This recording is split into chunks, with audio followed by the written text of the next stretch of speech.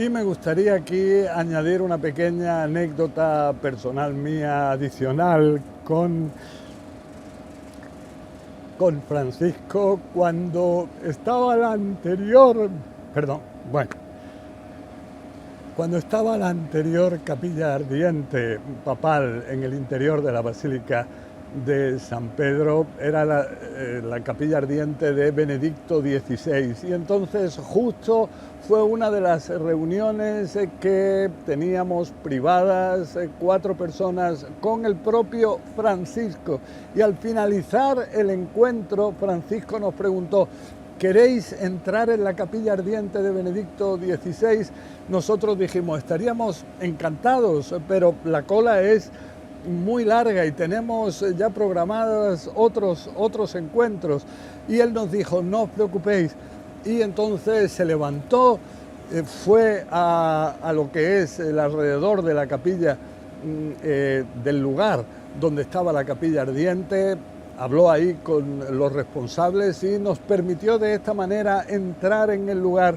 Y esto quizás es una muestra más de ese deseo suyo de tener cercanía, de tener una actitud tan humana con aquellos que también íbamos a reunirnos con él y que muestran la calidad impresionante de este ser humano que ahora nos ha abandonado. Que este rígido protocolo que sigue a la muerte del Papa puede tener algunas excepciones. Fue el caso de una monja que pudo acercarse y rezar ante el féretro en la Basílica de San Pedro en un momento que estaba reservado para los cardenales, obispos y sacerdotes de los dicasterios vaticanos. Fíjense esto porque periodistas especializados en el mundo del Vaticano explicaron que se trata de la franco-argentina que se llama Genevieve Janigros, de 81 años, que allí la tenemos, se ubicó de forma discreta con una mochila, la vemos perfecto, su hábito azul, a metros de los restos de Francisco, y fue captada, como bien queda claro en esta imagen, visiblemente emocionada en la transmisión oficial.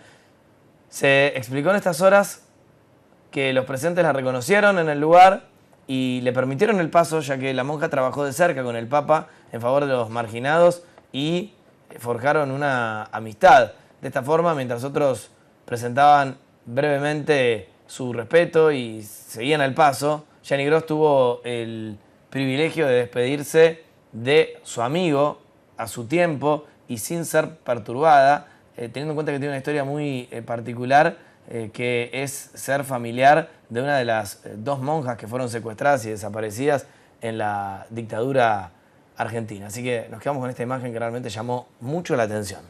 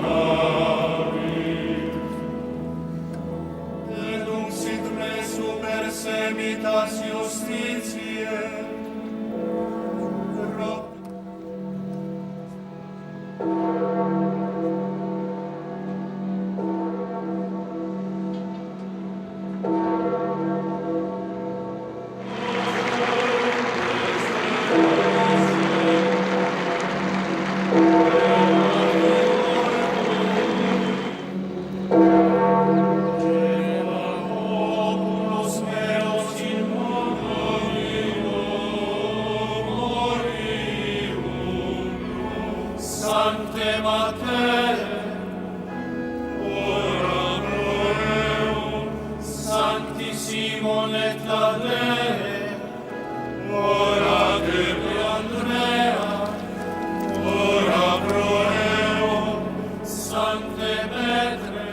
Yusuf.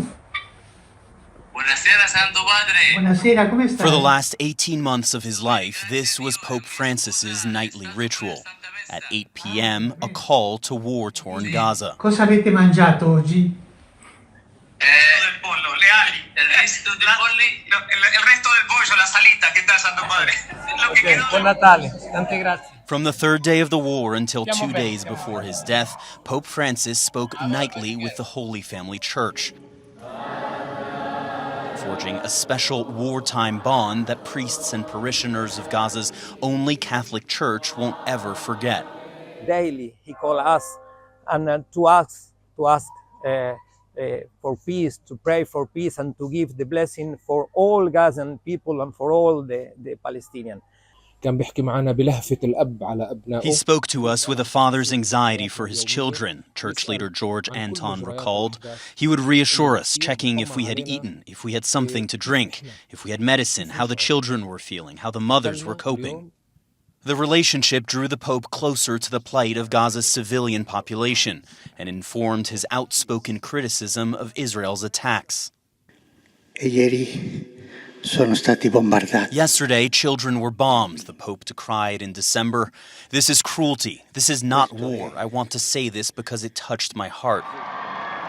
The Pope also regularly called out rising anti-Semitism and demanded the release of Israeli hostages, including in his final address on Easter Sunday, in which he called for a ceasefire one last time. Inside Gaza's Holy Family Church, one of the many communities Pope Francis touched gathers to pray for his soul and for the world to see them as Francis did. أنا رسالتي للعالم إنه ينظروا. My message to the world is to look at Gaza with the same eyes through which Pope Francis viewed it. Eyes of truth, justice, peace, love. Eyes that saw the people of Gaza as deserving of life with dignity, justice, and independence. عيون المحبة. From this small church in Gaza, a prayer against the scourge of indifference, which Pope Francis called the greatest sickness of our time.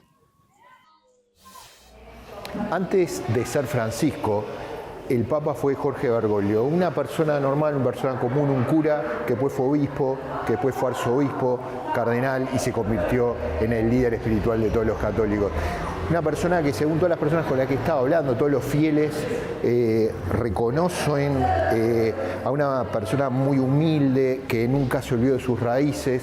Acá en esta iglesia en la que estoy ahora fue donde él en 2008 lavó los pies de 12 exadictos, 12 personas que estaban rehabilitándose de las drogas, y a partir de eso nació toda una obra de rehabilitación que permanece hasta hoy en día. Él fue una persona muy carismática, me dicen las personas con las que he hablado, que dejó muchos discípulos, y uno de ellos es el actual párroco de esta iglesia, el Padre Jesús. Mucho gusto. Mucho gusto.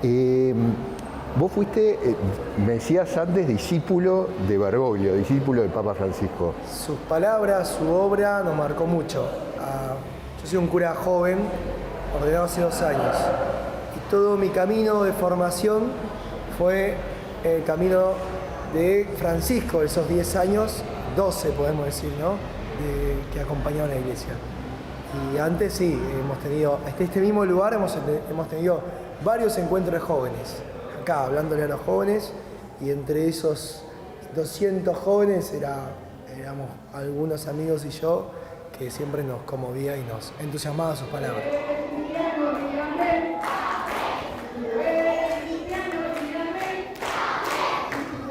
Quien ofició la misa aquí en esta parroquia de Luján fue el Padre Toto, que él en realidad es párroco de otra iglesia, la iglesia de Cacupé, una iglesia que está ubicada en lo que acá en Argentina se llama una villa miseria, que era un lugar al que el Papa Francisco concurría asiduamente y se conocieron, instalaron una relación. Vos hoy en la misa te escuché que hablabas de que Francisco, y que vos estás de acuerdo en que había que sacar la iglesia a la calle. ¿Qué significa eso? Y lo que siempre Francisco promovió, que la iglesia salga a la calle, como aparece Jesús. La mayoría de las veces en el Evangelio Jesús aparece en la calle caminando. Eso propone Francisco, que la iglesia no esté encerrada en un templo, sino salga al encuentro de los demás. Entonces, eso es lo que el Papa Francisco quiere, que salgamos a la calle, que la iglesia esté donde está la gente. Todos coinciden que Francisco realmente se hizo de abajo, que empezó, por ejemplo, fregando pisos, cuidando, siendo portero de una discoteca en su juventud, estudió literatura, filosofía, él ha hecho de la austeridad un culto. No en vano su nombre de Papa Francisco viene de San Francisco de Asís, el llamado santo de los pobres.